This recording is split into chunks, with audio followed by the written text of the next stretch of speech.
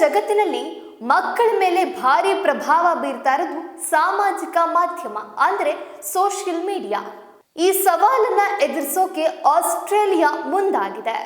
Australia ಸರ್ಕಾರವು ಒಂದು ಐತಿಹಾಸಿಕ ಮತ್ತು ಕ್ರಾಂತಿಕಾರಿ ಹೆಜ್ಜೆಯನ್ನಿಟ್ಟಿದೆ.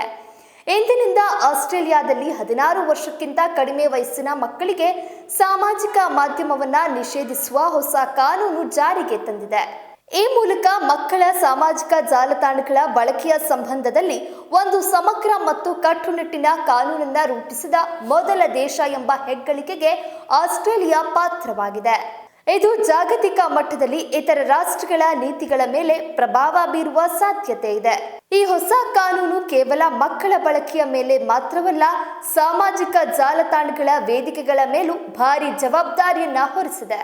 ಈ ಕಾನೂನಿನ ಪ್ರಕಾರ ಪ್ರಮುಖ ಸಾಮಾಜಿಕ ಜಾಲತಾಣಗಳಾದ Facebook, Instagram, YouTube, Threads, Snapchat, TikTok ಮುಂತಾದ ಎಲ್ಲ ವೇದಿಕೆಗಳು ತಮ್ಮ ಬಳಕೆದಾರರ ವಯಸ್ಸನ್ನ ಖಚಿತಪಡಿಸಿಕೊಳ್ಳುವುದು ಕಡ್ಡಾಯ ಅಂತ ತೀರ್ಮಾನಿಸಲಾಗಿದೆ.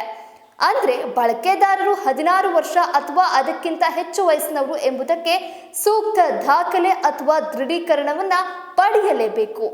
ಒಂದು ವೇಳೆ ಈ ನಿಯಮವನ್ನ ಉಲ್ಲಂಘಿಸಿದ್ರೆ ಆಯಾ ಕಂಪನಿಗಳು ಭಾರಿ ಪ್ರಮಾಣದಲ್ಲಿ ದಂಡವನ್ನ ಪಾವತಿಸಬೇಕಾಗುತ್ತದೆ.